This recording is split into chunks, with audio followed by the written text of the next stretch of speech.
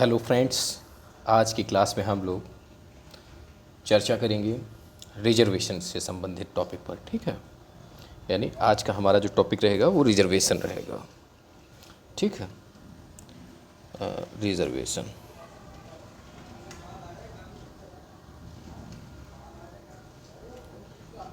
Reservation अब देखिए, reservation क्या है? संविधान के अंतर्गत संरक्षण को मतलब जो रिजर्वेशन है उसको, यानी संरक्षण को समता एवं न्याय के रूप में शामिल किया गया है। ठीक है, या मतलब सभी को समान करने के लिए, या जो है मतलब प्रावधान लागू किया गया है। संविधान सभा के सदस्यों में इसी भावना के आधार पर संविधान में आरक्षण का प्रावधान किया गया था।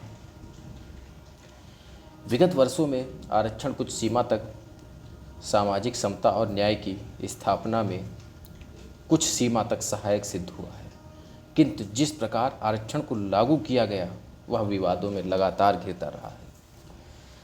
सुप्रीम कोर्ट ने आरक्षण को लागू करने के लिए इंदिरा साहनी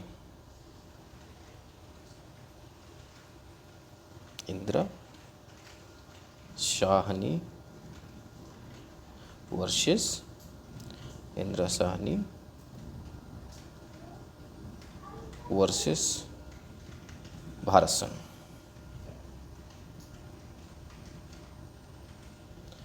के मामले में क्या हुआ है देखते हैं। इसके मतलब जो है इंदिरा साहनी वर्सेस भारत संघ के मामले में निर्देशक सिद्धांतों का प्रतिपादक किया गया। इस मामले में दिया गया कि निर्णय आरक्षण के लिए मार्गदर्शक सिद्धांत रहा है। क्या बताया गया? कि निर्णय आरक्षण के लिए मार्गदर्शक रहा है, इसके बावजूद भी ऐसी प्रवृत्तियाँ उत्पन्न हुई हैं जिन्होंने आरक्षण के विषय को विगत वर्षों में विवादित रहा।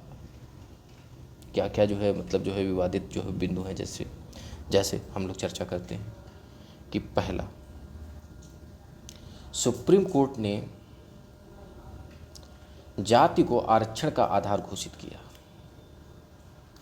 जैसे इसमें क्या जो है रीज़न रहे हैं जो यह विवादों के घेरे में रहा है। ठीक है, तो इसके बारे में हम लोग चर्चा करते हैं, और जिसमें हम पहला बिंदु बता रहे हैं कि सुप्रीम कोर्ट ने जो आरक्षण जारी किया वो किस आधार पर? जाति आधार पर घोषित किया।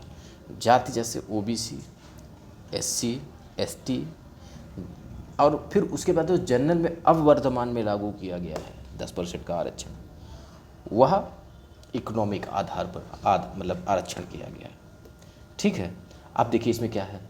यद्यपि जैसे सुप्रीम कोर्ट ने जाति को आरक्षण का आधार घोषित किया है, यद्यपि इंदिरा साहनी मामले में 9 में से 3 न्यायाधीश, जैसे जो इंदिरा साहनी मतलब केस था उसमें 9 जजों की बेंच, ठीक है, बेंच का फैसला था, जिसमें 3 न्यायाधीश इसके पक्ष में नहीं थे। इसके पक्ष में कि आप जाति को आधार बनाएं। उनका मानना था कि आप इकोनॉमिक आधार पर जो है जाति को आरक्षण मतलब जो है इकोनॉमिक आधार पर रिजर्वेशन को जो है कंडक्ट कराइए। ठीक है, और इनका यह भी मानना था कि ये देश में जाति भेदभाव और विवादों को बढ़ा देगा। विगत वर्षों के अनुभव के आधार पर इसे गलत नहीं ठहराया जा सकता। जो ये 3 जज थे, 6 जजों ने जो है तो इसको जाति के आधार पर माना, और 3 जज जो हैं वो कहेंगे इकोनॉमिक आधार पर। तो इकोनॉमिक आधार पर किया जाएगा। और इन्होंने यह भी कहा कि अगर जाति के आधार पर करेंगे तो जातिवाद और बढ़ेगा। यह भी अब बात सही भी है कि आप जातिवाद को आधार बनाएंगे तो आप एक विशेष पर्टिकुलर जाति को और जो है इंगित करेंगे, जबकि हमारा मूल उद्देश्य क्या है? सभी को समान लाना। अब सभी को समान लाने के लिए क्या इकोनॉमिक आधार पर जो है रिजर्वेशन उचित है कि नहीं है? तो दोस्तों अब दूसरा देखते हैं कि दूसरा डिबेटेबल क्या है इसमें पॉइंट, कि जैसे दूसरा पॉइंट जो है वो सुप्रीम कोर्ट ने पदोन्नति, यानी पदों में भी, जैसे मान लीजिए आप गवर्नमेंट जॉब करते हैं, अब उसमें भी आरक्षण है। किस आधार पर? पद के, पदोन्नति में।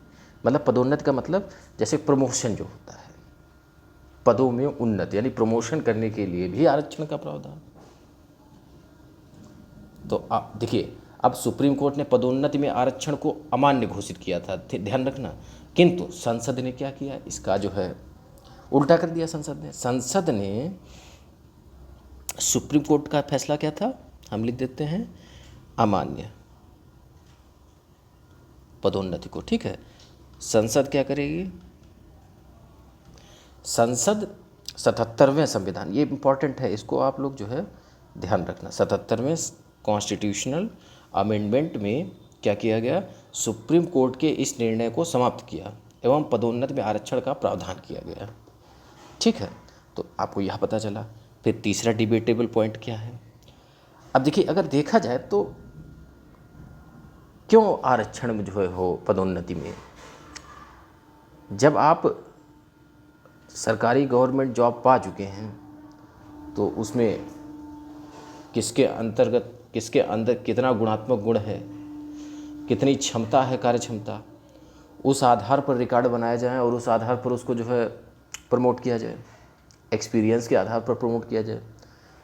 अब यह एक लॉजिक नहीं बनता है कि एक जाति, धर्म और विशेष वर्ग के आधार पर, इकोनॉमिक आधार पर तो हो सकता है, बात सही है, आपका यहाँ तक सही था रिजर्वेशन देना कि मान लीजिए आप जो है जॉब जब तक नहीं थी ओबीसी, एससी, एसटी या, ठीक है, तो आप जाति के आधार पर कुछ हद तक सही लगता है रिजर्वेशन।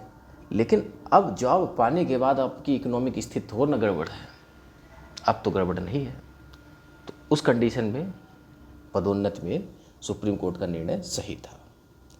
लेकिन संसद का जो है कानून बनाकर अपना जो है उसको पलट दिया निर्णय को। तो अब देखते हैं तीसरा पॉइंट क्या है। आरक्षण के लिए आर्टिकल 16 का 4, आर्टिकल 335 के साथ मिलाकर पढ़ा जाता है। ठीक है, आर्टिकल 335 में संशोधन कर आरक्षण देने के लिए यानी अर्हताएँ यानी क्वालिफिकेशन जो होता है, क्वालिफाइंग अंकों, मानकों को घटाने का, ठीक है, घटाने का प्रावधान किया है। और यह भी जो है सदैव विवादों में रहा है। ठीक है, तो अब जैसे क्या है, अब चौथा पॉइंट देखते हैं। चौथे पॉइंट में क्या कहा गया है, सुप्रीम कोर्ट ने आरक्षण की अधिकतम सीमा 50% निर्धारित की। चूँकि आप लोगों को पता है कि 50% सुप्रीम कोर्ट ने क्या किया है, रिजर्वेशन की सीमा को रखा है। अगर क्वेश्चन पूछा जाता है तो आप करें कि 50% ही आरक्षण दे सकते हैं, परंतु ऐसा नहीं हुआ है। हाल ही में क्या हुआ है देखिए, इसका उल्लंघन किया गया तमिलनाडु राज्य के द्वारा। उसने क्या किया कि रिजर्वेशन का क्राइटेरिया 69% तक ले गए, जो कि एक गलत है। ठीक है, और फिर उसके बाद देखते हैं पांचवा क्या है, अनुसूचित जातियों एवं जनजातियों के लिए क्रीमी लेयर का प्रावधान नहीं, जबकि एम नागराजन वर्सेस भारत संघ, ठीक है, भारत संघ के मामले में सुप्रीम कोर्ट ने अनुसूचित जातियों एवं जनजातियों पर भी लागू करने का निर्णय किया, लेकिन अभी भी लागू नहीं हुआ है। ठीक है, क्या लागू करने का निर्णय किया, क्रीमी लेयर, ठीक है, जो कि अभी भी लागू नहीं है। अब क्रीमी लेयर क्या है, ये भी आप लोग समझ लीजिए थोड़ा, क्रीमी लेयर क्या है। तो क्रीमी लेयर में वह लोग आते हैं जिनकी आय 8 लाख से ऊपर है, और यह केवल ओबीसी के लिए होता है। ठीक है, ओबीसी के लिए होता है क्रीमी लेयर। इसको एससी एसटी के लिए भी सुप्रीम कोर्ट ने जो है, कोर्ट ने आदेश दिया था, लेकिन वो आज भी लागू नहीं हुआ है और वैसे ही चल रहा है। देखिए, अब रियलिटी की बात अगर की जाए तो वास्तविकता में इकोनॉमिक आधार पर गलत इसलिए नहीं होगा रिजर्वेशन या क्रीमी लेयर को सबके लिए घोषित करना गलत नहीं होगा, क्योंकि जैसे मान लीजिए एससी हो या एसटी हो या जनरल हो या ओबीसी, गरीब वर्ग हर हर एक मतलब कैटेगरी में मिलेगा। हाँ, ये आंकड़ा हो सकता है कि किसी में गरीब ज़्यादा हो सकते हैं, किसी में कम हो सकते हैं, तो आप गरीबी के आधार पर यानी इकोनॉमी के आधार पर आप रिजर्वेशन को कर दीजिए, जिसमें अगर कोई जनरल भी जो है भूखा मर रहा है, या जैसे मान लीजिए उसको जॉब नहीं मिल पा रही है, ठीक है, या कोई भी कारण है तो उसको भी मिले, या जैसे ओबीसी में ऐसी कोई समस्या है तो उनको भी मिले, एससी में अगर कोई समस्या है तो उनको, मतलब सभी को समान रूप से मिले, ऐसा प्रावधान होना चाहिए। तो इसी आधार पर सुप्रीम कोर्ट ने यह निर्णय दिया था। ठीक है, तो अब हम लोग जो है नेक्स्ट बिंदु पर आते हैं। आरक्षण लागू करने के बाद इसकी समीक्षा कभी नहीं की गई। जैसे जो आरक्षण जैसे 27% ओबीसी के लिए है या अदर के लिए जितना है, तो वो क्या कभी समीक्षा इस पर की गई कि क्या हमने जितना आरक्षण दिया है क्या उतने लाभार्थियों को आरक्षण मिला है? क्या ये जो है वास्तव में एक तर्कसंगत है? क्या इसके लिए कोई भी समीक्षा की गई? इसके लिए कोई भी आयोग मतलब जो है किसी भी समिति का गठन किया गया इसकी जांच के लिए? नहीं किया गया। ठीक है, तो एक यह भी जो है पॉइंट है अगर देखा जाए। फिर इस प्रकार से ऐसे बहुत से पॉइंट हैं जो विवादों के घेरे में रहे हैं। अब हम लोग जो पिछला हमारा टॉपिक चल रहा था आर्टिकल, हमने कल बताया था 19 बता दिया था आपको आर्टिकल पिछले लेक्चर में हमने, और उसमें वाक और अभिव्यक्ति की जो स्वतंत्रता की व्याख्या है, जो डिबेटेबल पॉइंट था, उसको हमने नहीं कराया था, जो कि आज के लेक्चर में हमने बताया था। ठीक है, जो अब देखिए इसके बारे में चर्चा करते हैं। वाक और अभिव्यक्ति की स्वतंत्रता की क्या व्याख्या हो सकती है, तो इसको हम लोग समझते हैं। ठीक है, वाक और अभिव्यक्ति की स्वतंत्रता।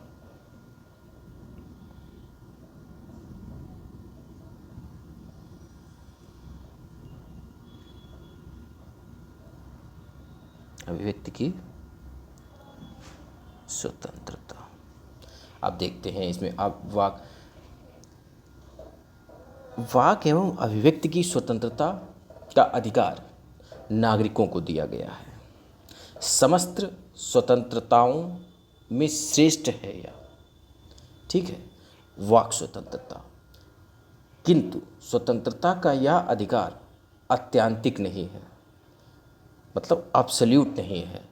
यूएसए से जो है के अनुसार या के अनुभवों के आधार पर संविधान निर्माताओं ने आर्टिकल 19 के पहले के ए में जो है स्वतंत्रता के इस अधिकार का वर्णन किया है। ठीक है, अब वाक और अभिव्यक्ति की स्वतंत्रता के अंतर्गत किसी भी व्यक्ति को किसी भी विचार को प्रकट एवं जानने के अधिकार को भी शामिल किया है।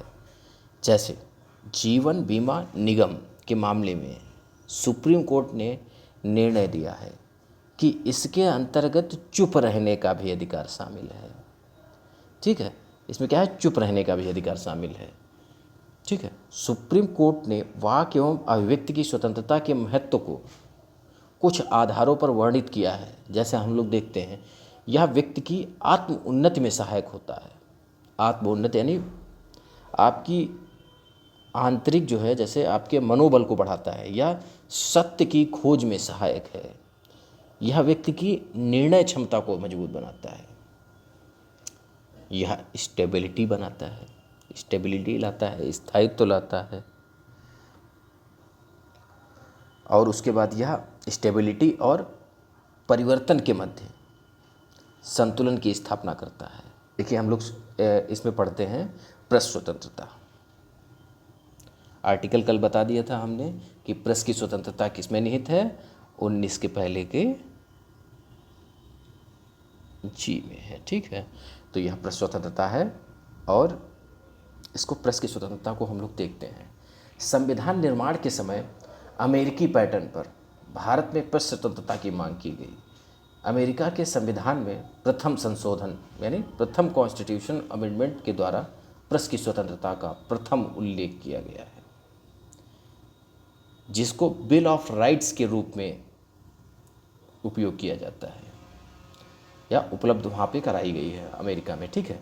किंतु संविधान सभा की चर्चा के दौरान, जब भारतीय संविधान सभा की चर्चा हुई है, तो डॉक्टर अंबेडकर ने मांग को अस्वीकार कर दिया। इनका तर्क था कि हम प्रेस को ऐसी कोई स्वतंत्रता नहीं देना चाहते जो नागरिकों को उपलब्ध ना हो। डॉक्टर अंबेडकर ने स्पष्ट रूप से संविधान सभा में विचार प्रकट किया कि प्रेस की स्वतंत्रता नागरिकों की स्वतंत्रता का ही एक भाग है, क्योंकि प्रेस नागरिकों की अभिव्यक्ति का एक साधन है, ठीक है।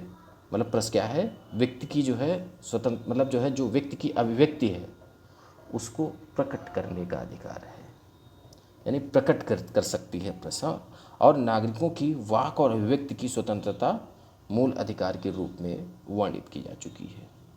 देखिए, संविधान लागू होने के पश्चात प्रेस की स्वतंत्रता की मांग पुनः उत्पन्न होने लगी, किंतु उच्चतम न्यायालय ने इसका जो है केस बनता है, उच्चतम न्यायालय में इंडियन एक्सप्रेस बना, इंडियन एक्सप्रेस वर्सेस भारत संघ।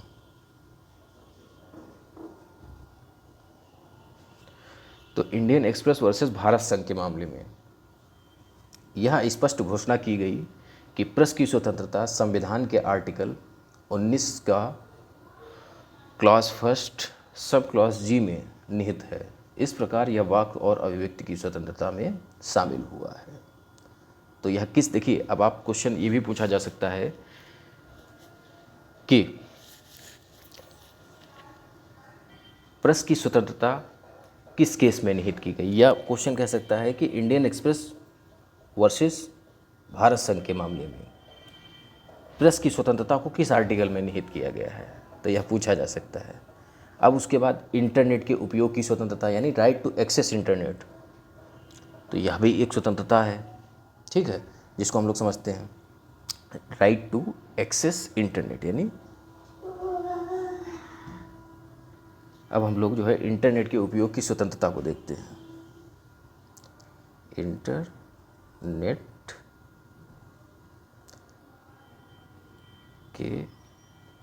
की स्वतंत्रता यानी उपयोग की स्वतंत्रता। इंटरनेट के उपयोग की बढ़ती प्रवृत्ति की को ध्यान में रखते हुए संयुक्त राष्ट्र संघ की घोषणा पत्र में 2016 में इसे शामिल किया गया।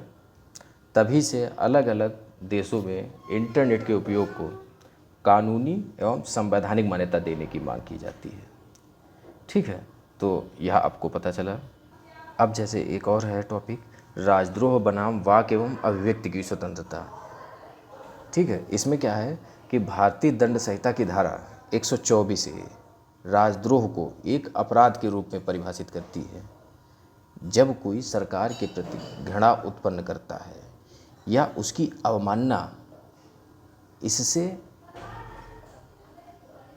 प्रतीत होता है कि जो है उस पर जो है यह केस लगाया जाए। किस आधार पर? आईपीसी सेक्शन में जो है आर्टिकल आईपीसी सेक्शन 124 के ए में यह प्रावधान है कि कोई भी जो है व्यक्ति ऐसा बोलता है जिससे भारत की राष्ट्र की गरिमा और अखंडता स्वतंत्रता प्रभावित होती है, तो उस पर आईपीसी सेक्शन 124 की धारा लगाई जाएगी, जिसके तहत राजद्रोह का अपराध सिद्ध हो जाएगा, ठीक है। आज के लेक्चर में हम लोग इतना ही चर्चा करेंगे। अगले लेक्चर में हम लोग अपराधों के दोष सिद्धि के संबंध में संरक्षण यानी आर्टिकल 20 को हम लोग पूरा करेंगे। बाय बाय दोस्तों।